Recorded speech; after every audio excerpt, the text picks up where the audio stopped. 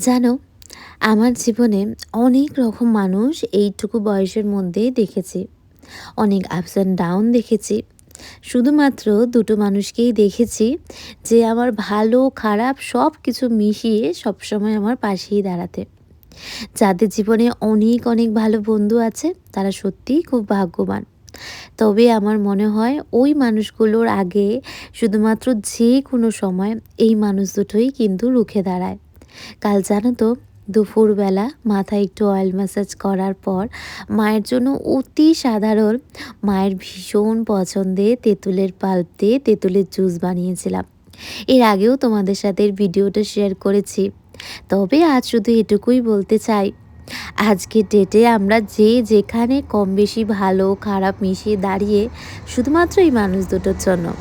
তাই নিজের পর যদি কাউকে খেয়াল রাখতে হয় তাহলে শুধুমাত্র এই মানুষ দুটো।